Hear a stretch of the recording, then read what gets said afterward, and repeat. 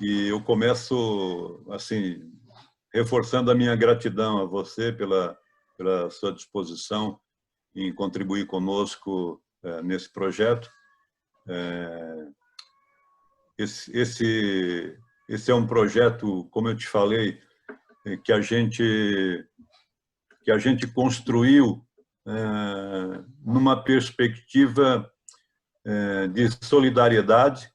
Então, toda a equipe da VectorMed, todos os mentores estão disponibilizando o seu tempo e seus recursos de forma solidária, na perspectiva de compartilhar temas relevantes e atuais ligados à questão da saúde, né? Por outro lado, a gente tem estimulado as pessoas que participam a também serem solidários e, na medida que tiverem disponibilidade e interesse, também fazer as suas contribuições para organizações sociais que sejam da sua escolha. Nós somos uma organização viabilizadora de negócios para a saúde e, portanto, a gente tem um DNA assim, muito impregnado, muito voltado, né, na área de saúde. E esse nosso DNA nos permite também, pode rodar, nos permite também acompanhar cada mês os movimentos que a própria sociedade e que os stakeholders da saúde estimulam, né? Então, agosto é considerado como um mês dedicado à promoção do aleitamento materno, né? E como a gente já falou anteriormente, certamente você vai reforçar isso nas suas abordagens, né? Esse ano é o Ano Internacional da Enfermagem, né? Acho que é muito bem-vindo a propósito, porque, na minha opinião, a enfermagem tem uma atuação muito significativa nesse movimento da saúde no Brasil e no mundo, né? Então, o protagonismo do pessoal da enfermagem é essencial, é fundamental. Então, certamente a gente vai falar bastante sobre isso ao longo da nossa conversa. A gente está reforçando essa questão do Agosto Dourado, porque todos nós sabemos que a promoção do aleitamento materno, num momento extremamente relevante da vida das pessoas, né, que a criança, vai contribuir por toda a vida, né? Vai contribuir por toda a caminhada e a história de vida das pessoas, né? Muito bem. Pode passar, Sara. Já falamos um pouquinho. Eu acho que eu sempre começo esses encontros falando das nossas crenças. E isso é algo que todos os dias, quando levantamos e quando começamos as nossas relações, sejam pessoais, seja de negócio, a gente reforça no que nós acreditamos, né? E isso é que nos dá o alimento e o sustento para as demandas do dia a dia. Então, nós acreditamos, primeiro, que as pessoas são diversas, né? Que há uma grande diversidade de formação, de cultura, de conhecimento. Eu costumo brincar, né, de futebol, de time, né? Aqui, por exemplo, nós temos hoje 2 grandes embates, né? Porque o Palmeirense, não é palmeirense, é, Ulisses?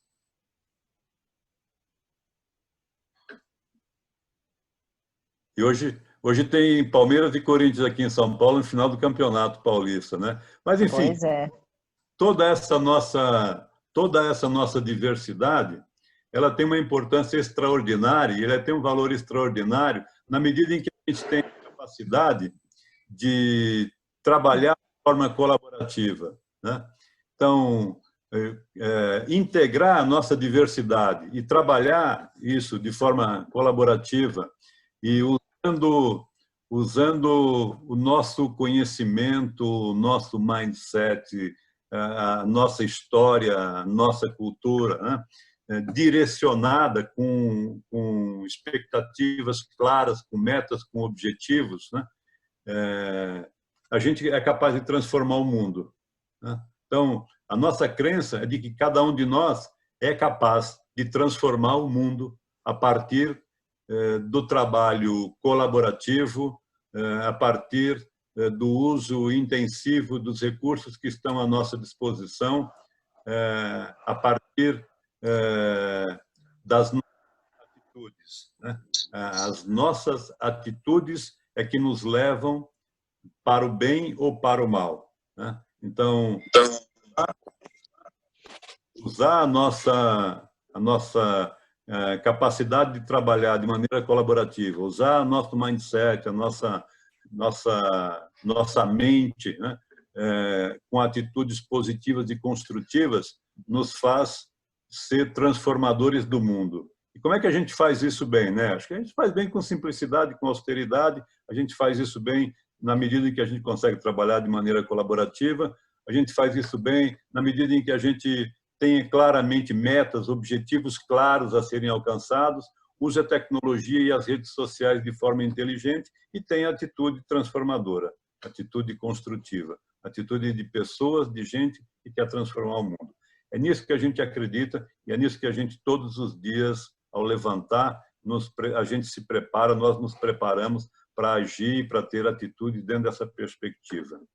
E foi exatamente com esse propósito que nós criamos esse programa. Então, o principal objetivo do programa ele é compartilhar as experiências, as habilidades, os conhecimentos de pessoas experientes no mercado da saúde, de forma a despertar em quem acompanha e mesmo quem depois vai olhar esse material, vai consultar esse material posteriormente, despertar nessas pessoas o desejo e a disposição e a atitude de se transformar também, porque nós transformamos o mundo a partir das nossas transformações. Então, a gente tem toda uma viagem, hoje nós já estamos na 8ª estação da nossa viagem, nós começamos lá atrás falando de cenários e depois a cada sábado a gente tem trazido alguns temas assim bastante relevantes e interessantes, né? E aí, como eu já havia compartilhado com você, eu entendo, pela minha experiência nesse mercado de saúde, que a enfermagem tem um papel fundamental, né, nas unidades de saúde, né? Então, por isso a gente incorporou esse tema no nosso cronograma, né? E aí, uma vez mais, a nossa gratidão a você pela sua disposição e pelo seu tempo para falar um pouco para a gente sobre essa questão do papel estratégico da enfermagem, né? Eu também tenho sempre reforçado nos nossos encontros esse slide que fala do cadeia de valor da saúde. E assim, esse é um slide que a gente é capaz de ficar um dia falando sobre ele, né? Mas a essência do slide é mostrar que todos os stakeholders, todas as pessoas envolvidas com o mercado da saúde deve ter nas suas atitudes e no seu mindset o cliente como uma referência final, né? Sem cliente não existe negócio, qualquer que seja o negócio. E o cliente, usando o paciente como o cliente final, deve ser a nossa referência em tudo que a gente fizer, né? E só para encerrar essa abordagem, nós estamos falando de um mercado muito grande, né? Um mercado de mais de 9% do produto interno bruto, parte disso, inclusive, já concentrado na iniciativa privada, e um mercado que tem uma expectativa de grandes mudanças e transformações. Mercado que tem um nível de desperdício bastante significativo ainda, um mercado que demanda pessoas altamente competentes e comprometidas, e esse é um dos propósitos das nossas abordagens, das nossas discussões, desse fórum que a gente tem realizado, e um mercado, portanto, que tem grandes oportunidades, né? E essas oportunidades estão em nossas mãos e nós, da VectorMed, e as pessoas uma grande parte das pessoas com as quais nós nos relacionamos têm essa consciência e estão trabalhando de forma muito intensiva para promover essa transformação e as melhorias nesse grande mercado, que é o mercado da saúde no Brasil. Então, feitas essas observações preliminares, eu passo a bola para você. Fica à vontade para nos estimular a pensar mais, né? E compartilhe conosco essa coisa incrível, a meu ver, que é o protagonismo do pessoal da enfermagem na área da saúde. Obrigada, Raimundo. Só tenho a agradecer a oportunidade de estar aqui hoje, né, nessa mentoria.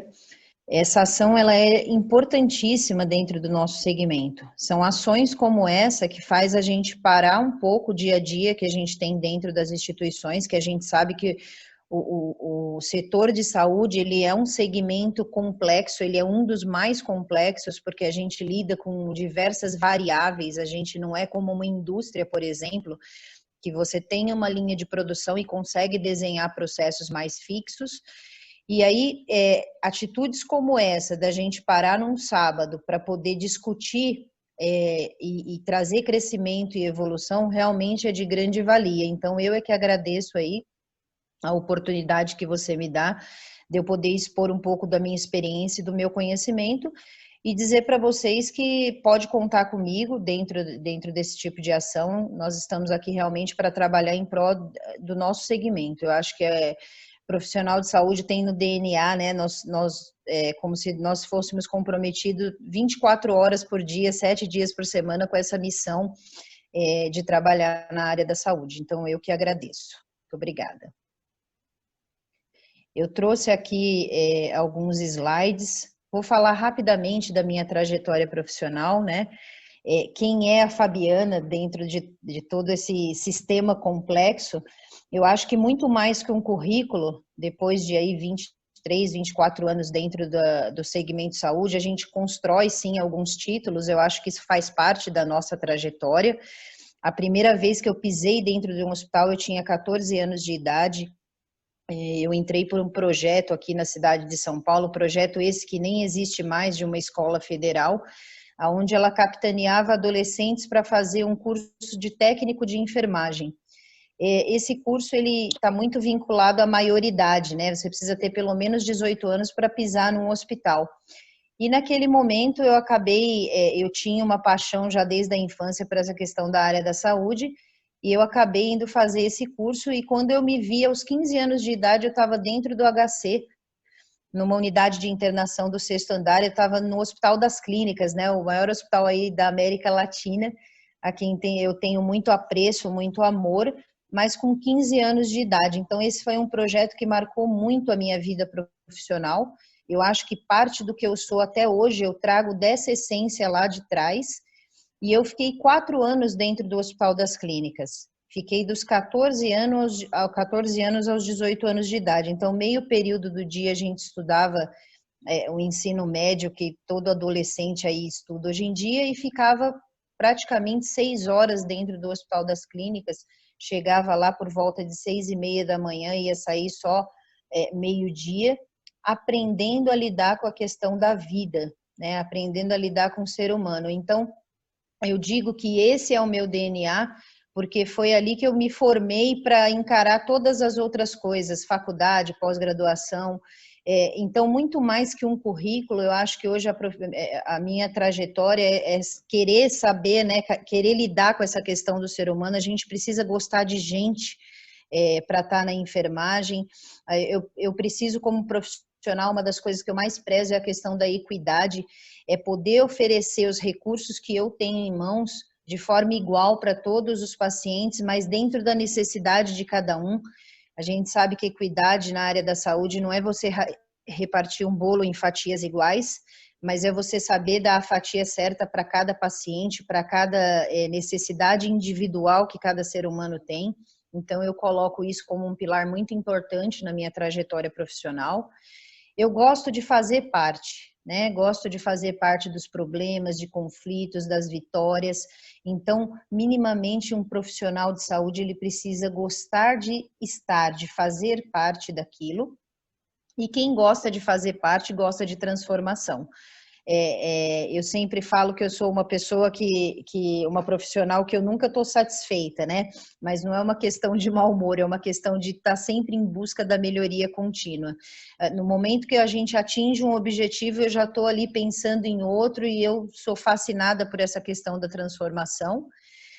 Sempre tive um comprometimento ético comigo mesmo de sempre colocar o paciente no centro do cuidado, né? Nunca me trair como profissional em relação a isso. Eu acho que a gente precisa trabalhar, sim, como o Raimundo falou, para o cliente, para o paciente. A gente tem várias vertentes que estão em volta da gente, desde sustentabilidade financeira, custo, vários braços importantíssimos para a sustentabilidade do negócio e saúde, mas a gente não pode perder que o centro das atenções eu preciso trabalhar para quem? Para o paciente, né? Eu preciso desenhar processos para o paciente. E a inovação, eu acho que é um caminho sem volta. Hoje, o profissional de saúde que não trabalha com inovação, ele é um profissional que ele vai estar muito lá atrás, então isso é um pilar que entrou há poucos anos, né, no meu perfil, então eu sempre estou em busca dessa inovação. Então eu prefiro resumir o meu currículo com todos esses pilares do que repetir para vocês aqui qualquer título que eu tenha conquistado. Pode passar, Sara. Muito bom, muito criativo, parabéns. Obrigada. Pessoal, fiquem à vontade para levantar a mão aí, tem uma mãozinha que a gente coloca no Zoom. Pode me interromper, perguntar. Eu acho que muito mais, eu falei para o Raimundo que eu trouxe poucos slides com a ideia de enriquecer muito mais verbalmente, tá? Mas eu acho que a gente não pode deixar de falar um pouquinho de estatística, introduzir um pouquinho, mostrar a relevância, né, dos números de profissionais de enfermagem que a gente tem no Brasil. Eu acredito que nem todos aqui na sala são da enfermagem, mas a categoria da enfermagem, ela é uma categoria que se divide, é até um modelo um pouco diferente de alguns países mais desenvolvidos, mas a gente hoje tem 3 categorias reconhecidas dentro do nosso conselho, que são os auxiliares de enfermagem, né? Que muitos desses auxiliares migram até para ser um técnico de enfermagem, que é a segunda categoria que lidera aí o ranking dentro da enfermagem, e nós temos o enfermeiro. Qual é a diferença, né, desses 3 tipos de profissionais? Está basicamente na sua formação escolar, de curso, né? Os auxiliares, eles têm um ensino fundamental e conseguem fazer um curso voltado para essa área técnica que tem uma duração de 15 meses. Esses auxiliares, muitos deles no passado tinham uma categoria chamada atendentes de enfermagem, que foi abolida, e eles acabaram migrando para serem auxiliares de enfermagem. O auxiliar de enfermagem, ele é um profissional que ele dá um apoio muito grande nas questões operacionais, ele tem um conhecimento técnico, mas ele tem uma atribuição muito menor que um técnico de enfermagem. Já para você atuar como técnico de enfermagem, é necessário que tenha um ensino médio e que seja feito também um curso, né, que dura aí 15 meses, muitos deles fazem o auxiliar seguido do técnico, então acabam ficando aí estudando por volta de 2 anos. Os técnicos de enfermagem hoje, eles têm uma atribuição maior do que a atribuição do auxiliar, eles conseguem até ter uma certa liderança, é uma forma de braço direito do enfermeiro. Esses técnicos de enfermagem, eles conseguem vagas em setores mais críticos, como centro cirúrgico, UTI, hemodiálise, hemodinâmica, entre outros setores, né? Sala de emergência, por eles terem essa escolaridade um pouco maior do que do auxiliar de enfermagem. E depois vem a categoria dos enfermeiros, que é um profissional que tem a graduação. Esses profissionais, eles têm atribuições diferentes do técnico e auxiliar. Algumas atribuições, como passagens de alguns dispositivos, a sistematização da assistência de enfermagem, a prescrição de enfermagem é realizada somente por enfermeiros. E o enfermeiro, obviamente, ele tem uma liderança dessa equipe, ele passa a ser o líder dos técnicos e auxiliares e corresponsável aí pelas ações que esses auxiliares e técnicos de enfermagem tomarem com seus pacientes. Então, ele é detentor aí dessa equipe, ele é responsável por todo o cuidado junto a essa equipe de técnicos e auxiliares. A gente sabe que os auxiliares hoje, eles somam por volta de 422 mil profissionais no Brasil.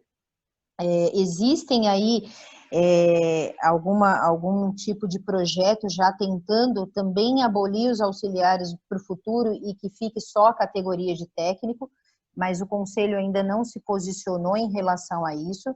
A ideia é que esses auxiliares eles possam realmente se graduar um pouco mais e a gente passar a ter cada vez mais uma categoria que tenha uma questão maior da intelectualidade.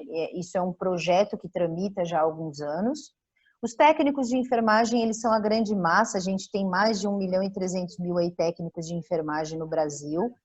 Eu acredito que esses técnicos são muito bem preparados, sim, tá? Realmente eles conseguem fazer um trabalho diferenciado. Em termos de enfermeiro, o enfermeiro ele consegue delegar algumas ações de maior responsabilidade para esse tipo de profissional. E os enfermeiros hoje representam 570 mil profissionais no Brasil, totalizando aí 2.300.000 profissionais de enfermagem. Pensando que hoje a gente tem por volta de 3,5 milhões de profissionais de saúde no Brasil, 2,3 milhões serem da categoria de enfermagem, isso demonstra a relevância que essa massa tem dentro do segmento saúde. Então, realmente, somos a maioria, né? A gente tem um instrumento muito forte na mão e eu acredito que ao longo dos anos a enfermagem ela vem se posicionando de uma forma diferente porque ela começa a reconhecer a relevância de massa, né, que ela tem dentro do segmento. Pode passar.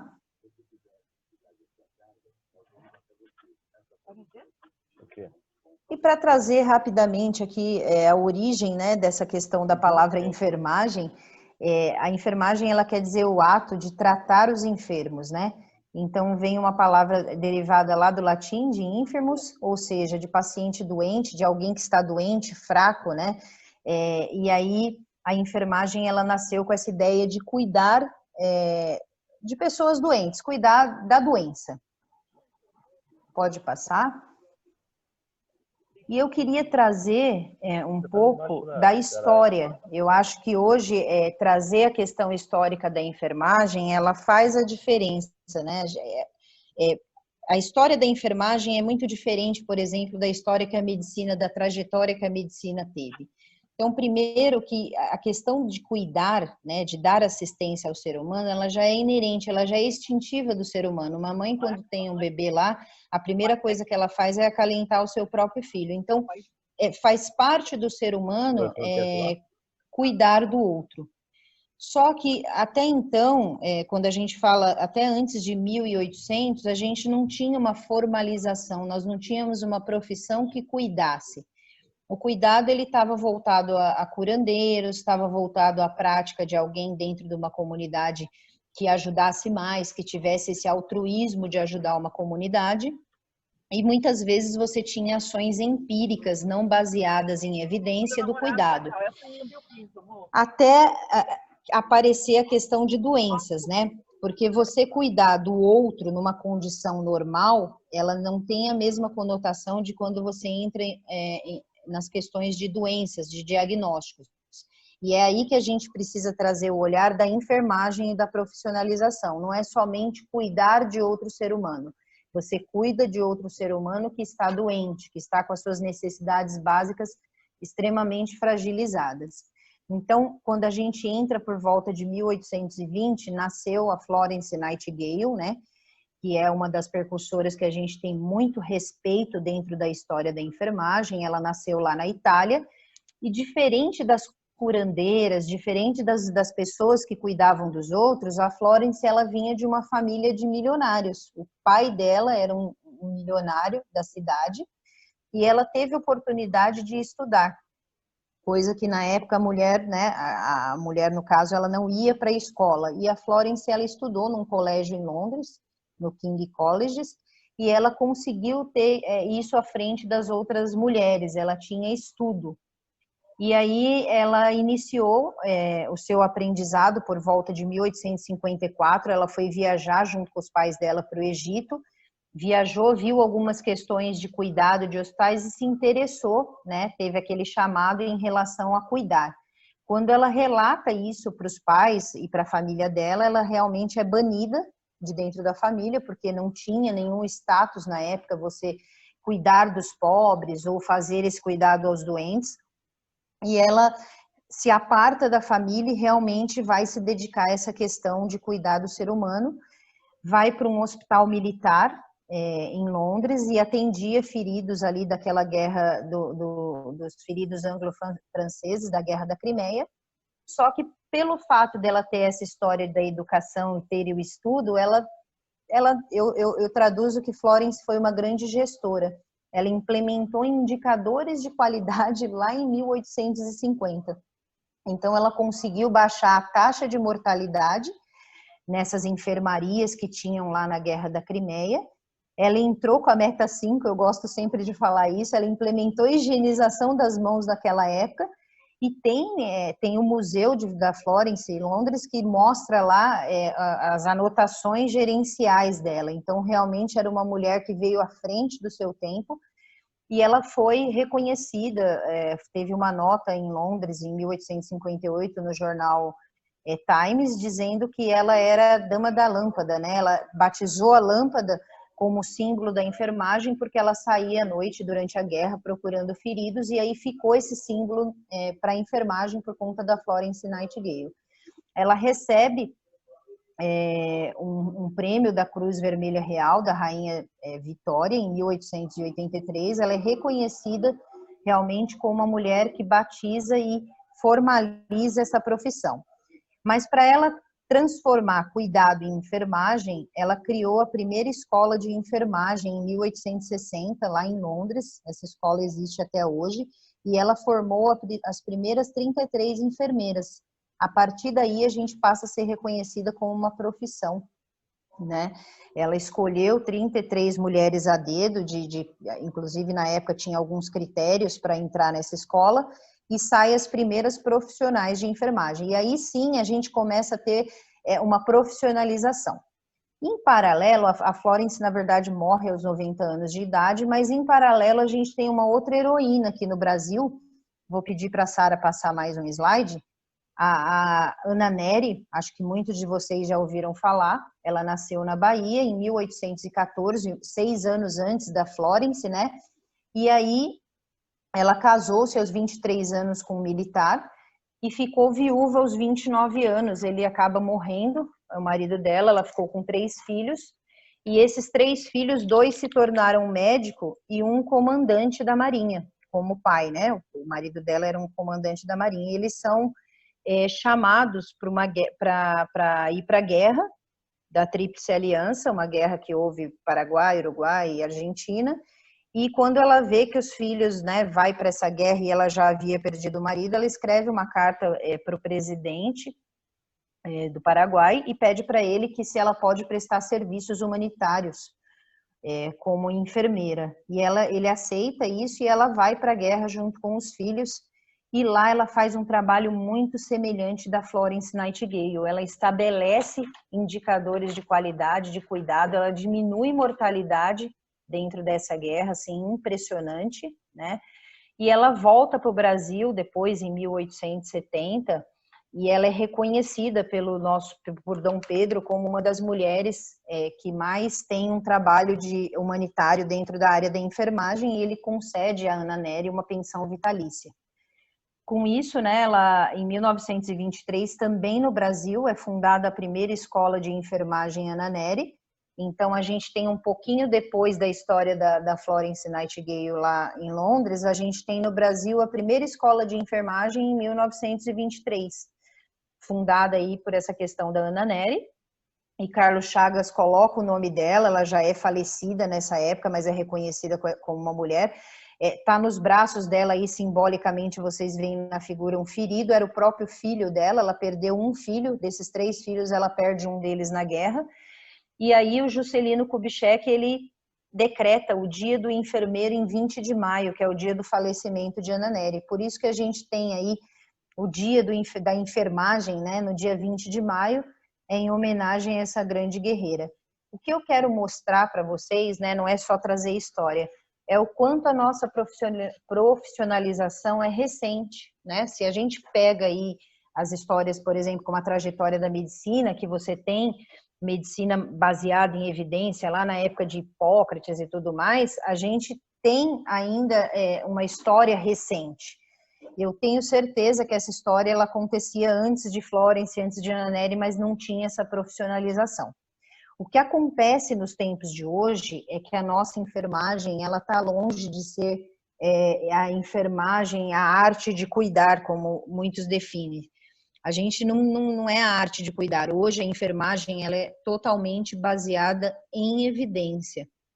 Então nós temos todo um sistema de diagnósticos de enfermagem que foi construído ao longo dos últimos 35 anos. A gente tem a nossa metodologia, muitos já devem ter ouvido falar em Nanda Nick Nock. Essa composição ela é revisitada a cada 3 anos. Os diagnósticos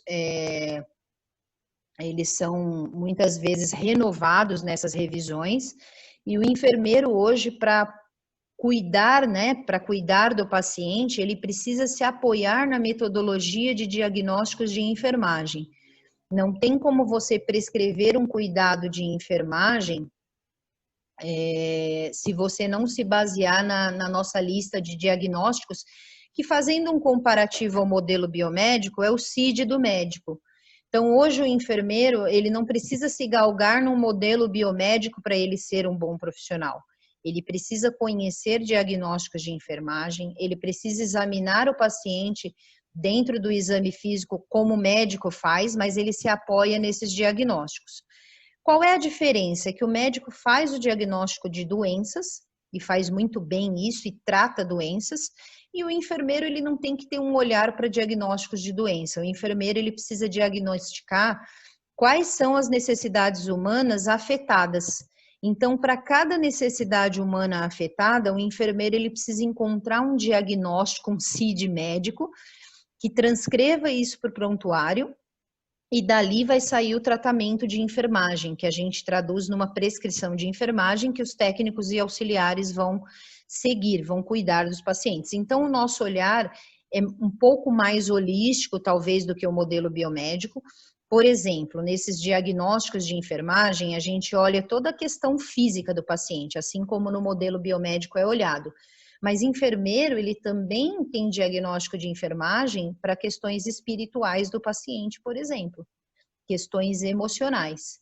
Então, a gente precisa, o enfermeiro na sua formação, ele não olha só corpo, ele precisa olhar toda uma tríade, né, de mente, corpo, alma, para ele entender o que falta para esse paciente. E aí a gente não entra numa questão de espiritualidade, por exemplo, de religiões, mas a gente entra na questão de equilíbrio desse paciente. Muitas vezes, quando você faz um diagnóstico de enfermagem, ele tem uma questão espiritual lá fragilizada, muitas vezes ele quer que o padre venha visitá-lo, por exemplo, no hospital. Às vezes isso faz toda a diferença, por exemplo, no engajamento do paciente.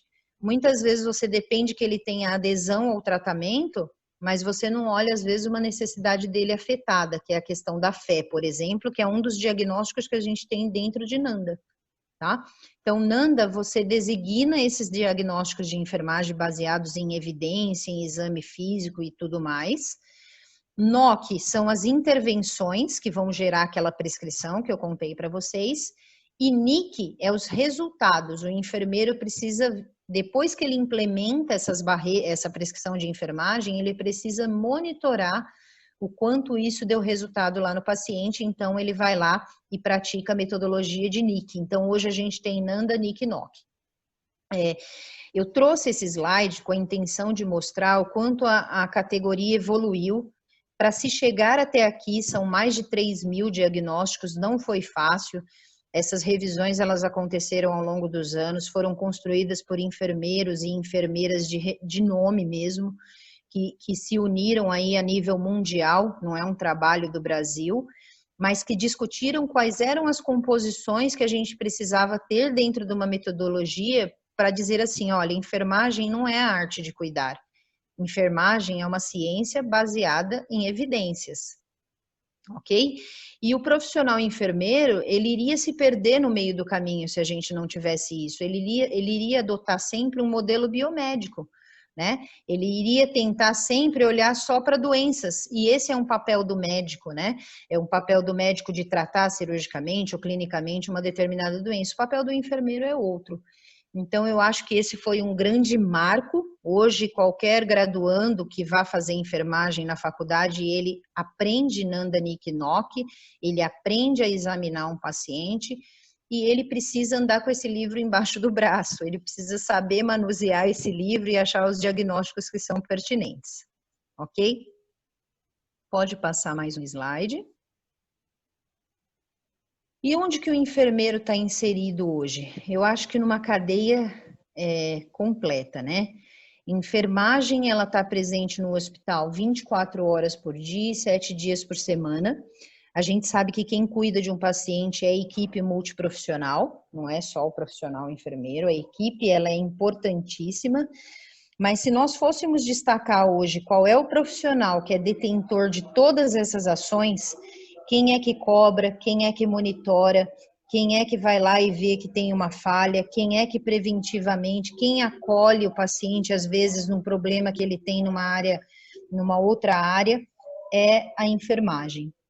E por ela ter ganhado essa expertise ao longo de décadas, e ter na mão e ser detentor desse empoderamento, podemos dizer assim, ela dá sustentabilidade, por exemplo, ao plano terapêutico. Hoje fala-se muito de plano terapêutico, vamos implantar as metas, os projetos terapêuticos, a equipe multi tem que sustentar esse plano terapêutico, mas quando a gente traduz isso na prática diária, os profissionais passam visitas em seus pacientes, o médico tem esse modelo, mas quem sustenta, quem cobra, quem está monitorando essas ações que foram prescritas lá no plano terapêutico do paciente é a enfermagem. A enfermagem é conhecedora de uma outra coisa importantíssima, que são processos, né?